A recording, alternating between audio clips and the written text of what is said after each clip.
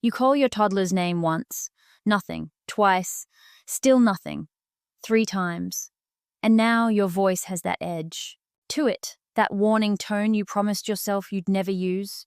Your toddler, still happily stacking blocks, completely, tuned out like you don't even exist. You're not alone. Every parent knows this moment. Here's one thing you can try today. Get down to their level, kneel beside them, wait for eye contact, then speak. Their developing brain processes connection before commands. That's your quick win. Now let's talk about why this happens and what actually works. Your heart rate climbs. Your jaw tightens. You wonder, did I somehow teach them to ignore me? Every parent of a toddler has stood in the middle of the room calling a name into the void, wondering if their child has suddenly gone deaf. They haven't, but something else is happening, and it's not defiance. It's development. You start questioning yourself late at night. Did I somehow teach them to ignore me? Shouldn't they be braver by now? Did I do something wrong? Those thoughts are heavy, and they can sting. But here's the truth. Ignoring isn't a weakness, and it isn't your failure. It's a signal. A small body with a big feeling saying, I'm not sure I can shift. To your toddler, you are not just a parent. You are the anchor in a wide, unpredictable ocean. When you call from across the room, their brain hasn't fully developed the ability to switch focus instantly. So they keep playing, not because they want to defy you, but because they're locked in. Imagine standing on a wobbly bridge, and the one handrail suddenly lets go. That's how it feels to them. Ignoring often rises during big life shifts. A new babysitter, the first weeks of daycare, a baby sibling. To us, these changes may feel like logistics. To them, they're earthquakes. And tuning you out while gripping their blocks is their way of holding onto stability. But here's where many parents stumble. Some raise their voice, heart pounding, late for work. Others give in completely, doing everything for their toddler. Both paths, though understandable, backfire. If shouting doesn't work, and doing it all isn't possible, what's the way forward? Step 1, acknowledge the reality. Try saying, you really don't want to stop playing right now. That one sentence doesn't spoil them. It validates them. And validation softens the tidal wave a little. Next, build a ritual for transitions. Rituals become anchors. Maybe it's 2 more blocks, then clean up. Maybe it's a silly phrase like, see you after snack time. These patterns tell your child, listening doesn't erase fun. It makes space for it to return. Over time, those predictable acts create trust. Even if the protests come, the ritual plants safety. Then comes practice, tiny listening moments.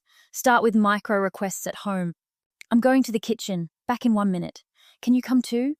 And here's the magic. When they respond and you follow through, their brain learns attention isn't wasted. These little rehearsals build muscle memory for shifting focus. One small victory stacks on another.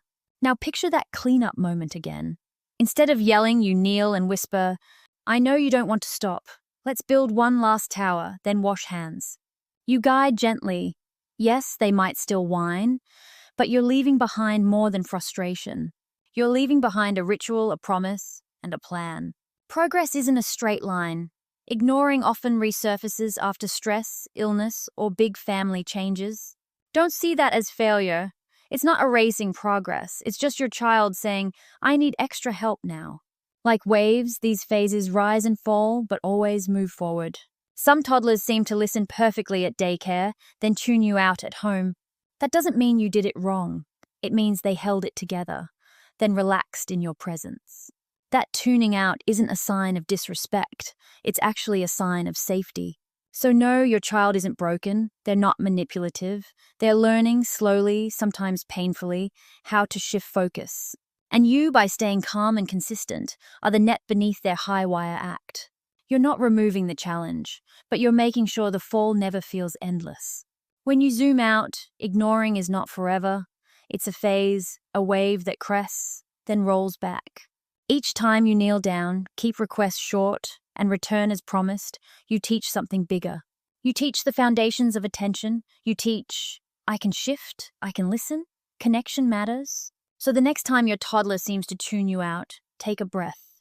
Remember your tools, validate the feeling, use your ritual, practice short shifts.